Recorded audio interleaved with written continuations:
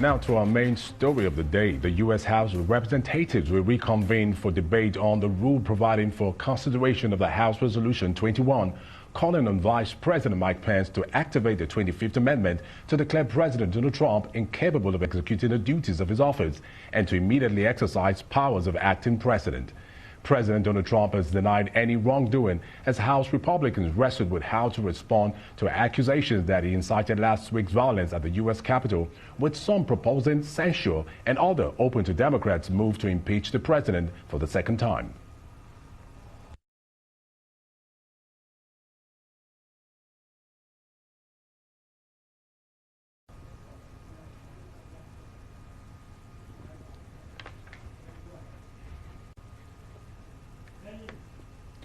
We're joined by Erol Morkoc, the chief strategist for Republicans overseas, an organization that supports Americans living, working, and studying in the UK.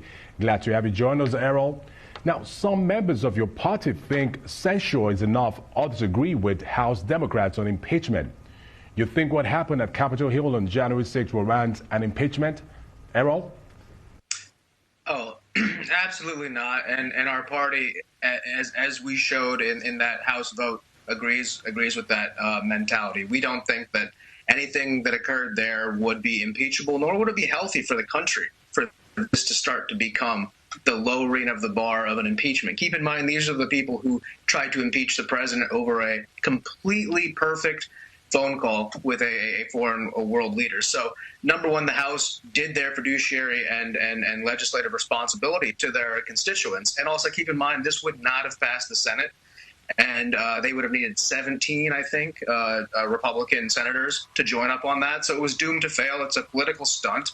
And there's this sort of leftist fan fiction where they think that somehow if they can impeach him after he's in office, that he's going to be ineligible to run in 2024, which is patently false. CNN has wrote an article begrudgingly admitting that the other day. So no, what happened there was the only sort of adults in the room standing up and saying this is not what we need to unify the country. We certainly don't need to try to get a trophy second impeachment on another trumped-up charge, no pun intended.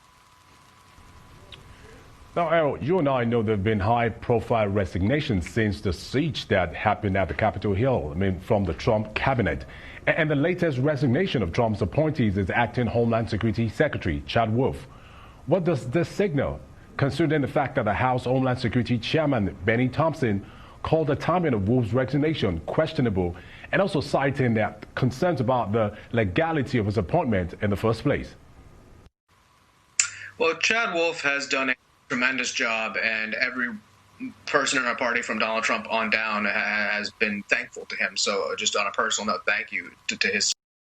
But he decided because of the distraction that had been placed upon his appointment as acting secretary and the problems that Congress had made in his appointment, he decided that during the last few days it would be the most prudent and efficient for him to get out of the way so they can do their last policies. I will say that exit towards of some of his such as Betsy DeVos or Elaine Chao, they were a little bit unfortunate, but these are people who were there through the entire thing. They didn't leave early. It's in their purview to take a step back at the end, just like William Barr.